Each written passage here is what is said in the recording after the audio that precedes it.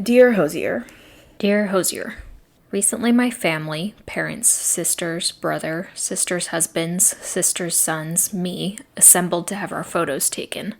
The gathering itself was an accomplishment because we are rarely so close, geographically speaking. My younger sister moved 2 states away just days after her wedding, a year and a few months after my brother returned from his missionary work in Madagascar. He left while I still lived in New York. The 6 members of my immediate family have been kept apart by mountains, oceans, pandemics, business trips, screaming toddlers, and the crushing weight of obligation since almost the day my older sister left the house for college, 13 and a half years ago. this is another letter about my nephew who died. I'm sorry I pour so much grief into these letters. No one need listen if it's too much, if you've had enough. I just don't know where else to put it. Yesterday would have been Caleb's 2nd birthday. In another life, I would have bought him presents and picked up a dozen high-float balloons. I would know what his voice sounded like and what sort of things he enjoyed. Instead, avoid. All around me, the things that aren't. No parties, no sugar-thick Costco icing that tells us, "Happy birthday, Caleb." No Caleb. When my sister left, I was thrilled. Her leaving meant I would finally have my own room again, for one thing, but our relationship in the years before she left had also been strained. As a teenager, I was terrifically awkward, introverted, and moody, a counterpoint to the way she charmed everyone she met, made them laugh, made them love her. Unlike me, she didn't seem to struggle to disguise her true, ugly emotions when other people were watching. She hid them so cleverly that she didn't seem to have ugly emotions at all, while I was drowning in the riptide of my anger, my resentment, my melancholy. She never had to work to make friends. She had a million of them. I was lucky if I could cling to the same friend for an entire school year. To rein in my envy, I did my best to annoy her, or, when that failed, ignore her entirely. Grief is often likened to madness. They've gone mad with grief, etc., etc. I get it. When you're mad, your reality is different. It's the same with grief. I think often of a line from Tiny Beautiful Things, a compilation of letters from the Dear Sugar advice column. The person who wrote in had lost her child and is struggling, feeling like the people in her life don't understand. Sugar responds, "They live on planet Earth. You live on planet My Baby Died." My entire family has been on planet My Baby Died for 1 year and 8 months, and things look much different there. The gravity is stronger, bone-breaking. The landscape is like some German expressionism film, bleak and elongated and colorless. The wind is always screaming. The planet's a bit like that. If you're not mad before the shuttle touches down, you will be soon after. The planet is unbearable. The grief is unbearable. When she left, it was like I woke up in a different hemisphere. There wasn't a single familiar star in the sky. She is the life of every party, the loudest person in the room, and her absence was the loudest too. Without her there, I was supposed to be in charge, and I didn't have the leadership instincts or the emotional generosity to do anything beyond the bare minimum of keeping my younger sister and brother alive, which they were old enough to do on their own at that point anyway. When they got tired sitting in our pew in church, they tried to rest their heads on my lap, as they had with her, and I shoved them away, the weight and texture of their casual neediness unbearable. Worst of all, I missed her too, but couldn't be caught dead admitting it. I missed her laugh in movies. I missed how steadily she shielded us from the prying of aunts and uncles at family functions. I missed how she'd gossip to me and my younger sister about the boys she liked while I pretended not to listen. Every time she came back, even to do laundry, was like Odysseus's homecoming, minus the bloodshed. We all pretended not to recognize or remember her for a bit, not wanting to make her think that we couldn't live without her, although we really, really couldn't, and then slowly settled back into our old orbits. It was annoying but bearable when she moved to Idaho for a semester. It was much more devastating when she left to live in Europe for 18 months. In that year and a half, she would be obliged to follow the strictures of a Mormon mission, which meant her only communication with us, besides a call on Christmas, would be through letters or emails. I still have a stack of her handwritten letters sent to my various addresses with unswerving dedication. In return, I wrote to her rarely, maybe half a dozen times, maybe less. I never knew what to say. Yet I am alive still, so I must be bearing, and bearing, and bearing, and bearing. It doesn't feel that way, especially on Caleb's birthday. It feels like I'm coming apart at the seams. Grief hammers at the back of my skull, but I've only cried once this week, and then only briefly. It's only ever briefly, A handful of minutes and a headache, and I'm back on Earth again. The words hung above, but never would form, as you say. I haven't spent any less time on planet my baby died than the other members of my family, but I seem somehow less assimilated than everyone else. Like I have one cosmic foot on Earth and the other on this alien planet with too many light years between for my stance to be balanced. Growing up, I was unkind and occasionally cruel to my younger sister. I don't remember the reason for my malevolence. Probably there wasn't one, beyond the usual psychological damage inflicted upon children when suddenly they cease to be the center of their parents' universe. Except being the second child, I'd never felt that I had more than half my parents' attention at any given time, and the reduction to 1/3 must have been excruciating. When you start out with less, losing anything is intolerable.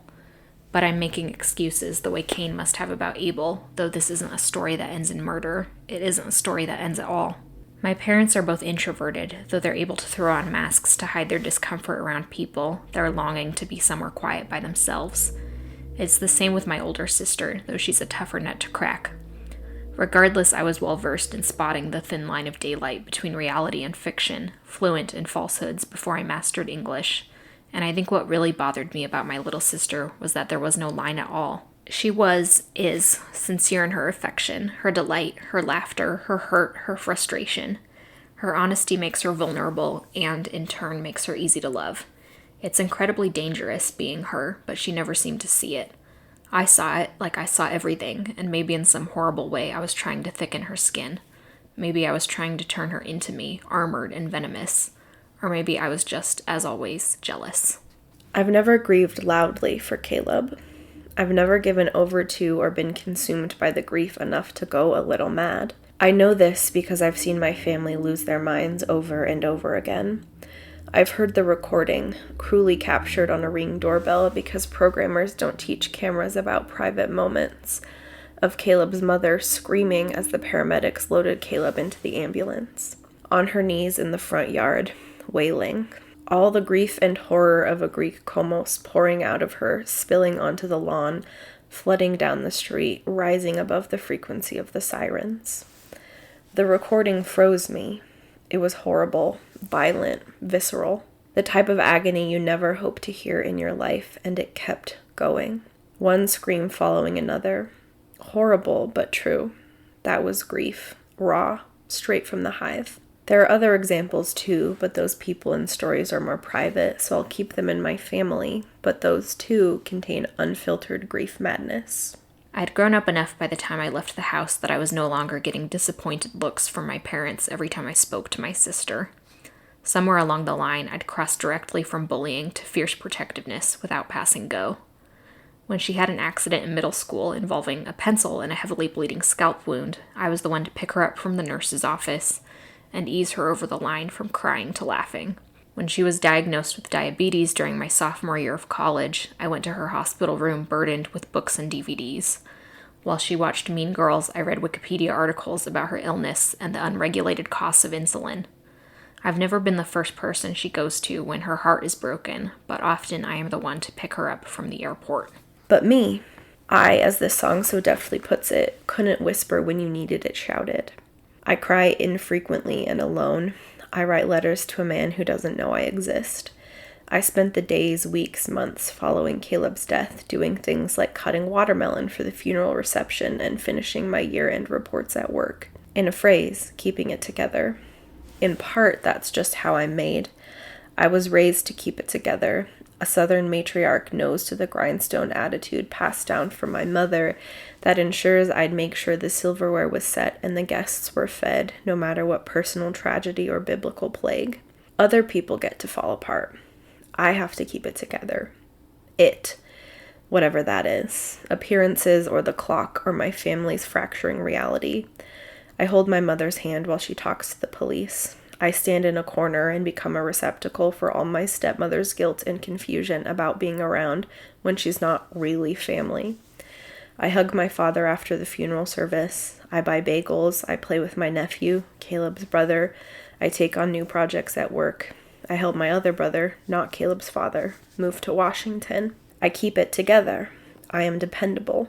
Being dependable has become mutually exclusive from losing my mind.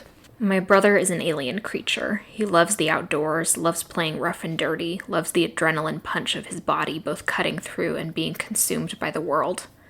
As a child, he was an escape artist, driving our babysitters to tears when he ran down the street of our idyllic suburban street naked, cackling madly, evading capture.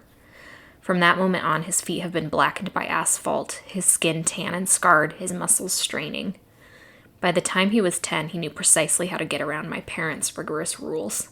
He could persuade them, like my older sister with her silver tongue, or manipulate them with big-eyed sweetness like my younger sister.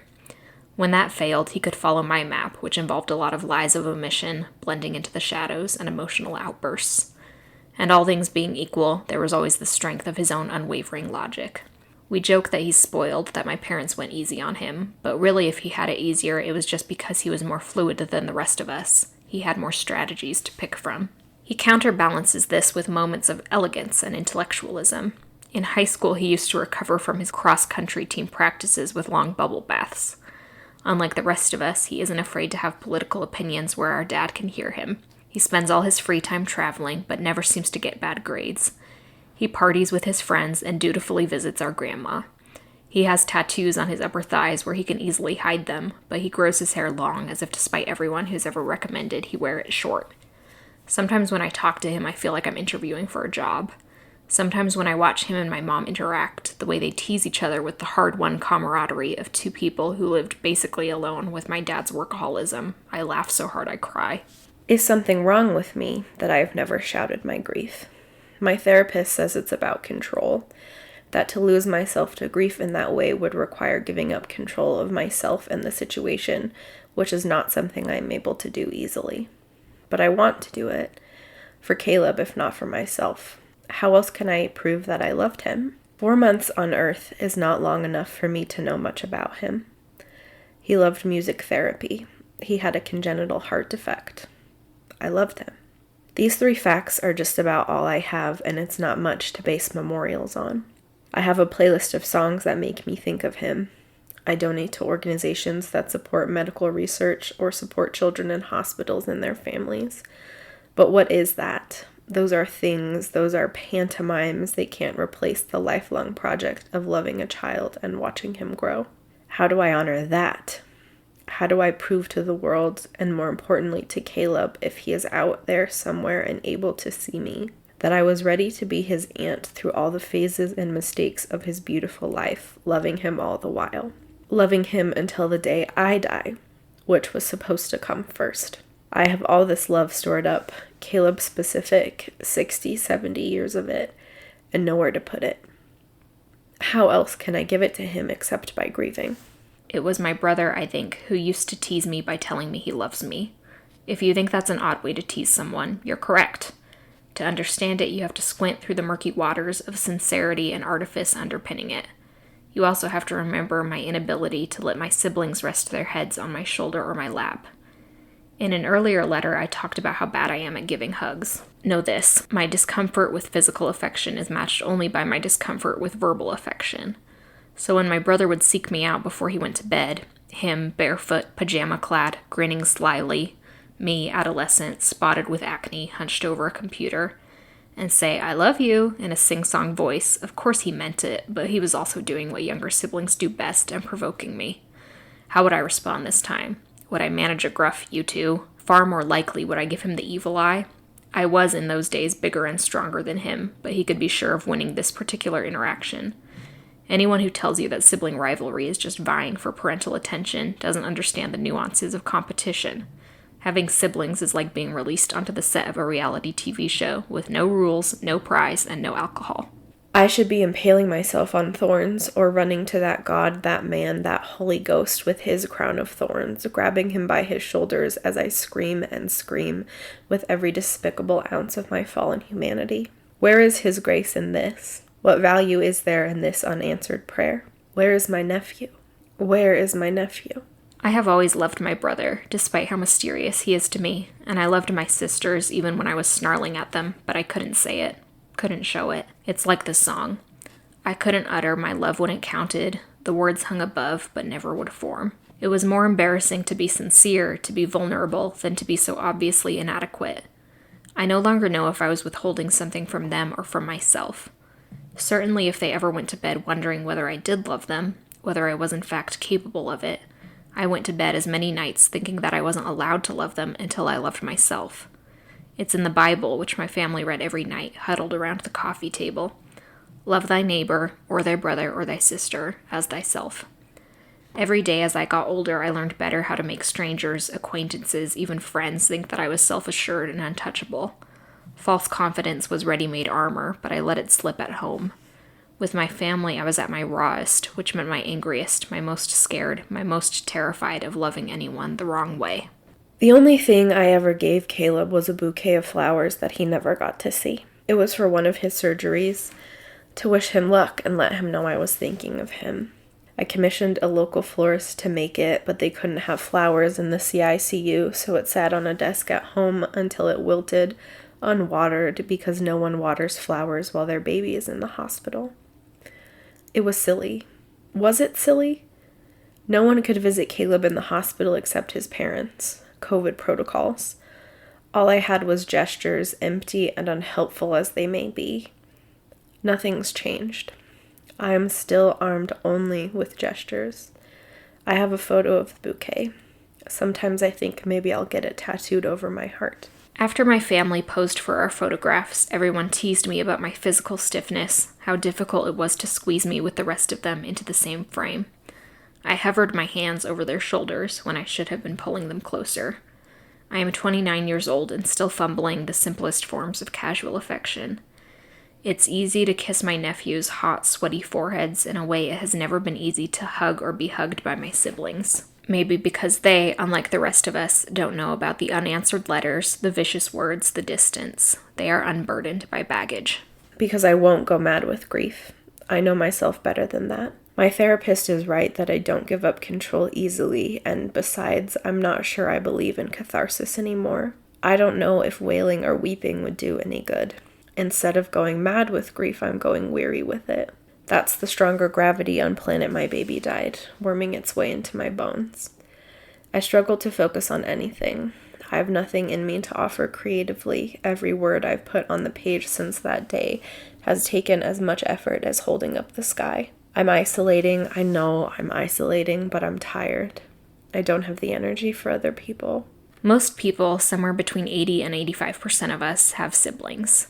It's a common human experience, even mundane, but it's so rarely represented correctly, so infrequently encapsulated in words.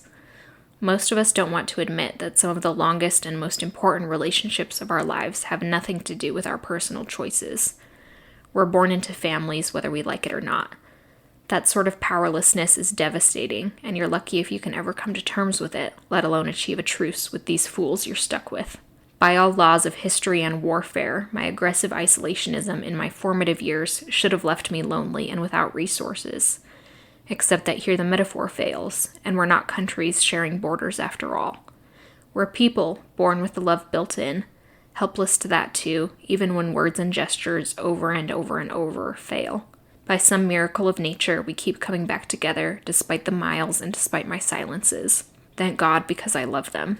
I'm sorry I didn't say it sooner. I know it's not fair to myself to grieve forever. I've written in other work specifically that you don't have to grieve someone forever to prove that you love them, so I should know better. But I'm not talking about forever. I don't know how I'll feel in 5 years, in 50, should I be lucky enough to have that many. But 1 year and 8 months after his death, I still feel so heavy and so sad and so laden by the project of remembering. I just want him to know that I loved him. It's something I'll never get to say and have him understand. He'll never come on the family lake vacation, so I can never buy him an ice cream cone at the old gazebo. He'll never meet my cats and befriend them as his cousins have. These are the things I think about, and immediately after I think I'm selfish, grieving in the wrong way, making it about me. But I'm learning grief is as much about us as the other person. It's an emotion that takes two. The person lost and the person left. I might have written that in another letter. It sounds familiar, or maybe it just sounds true, so it feels familiar. Either way, I'm trying. I'm trying to grieve and love and remember, even if it's quiet.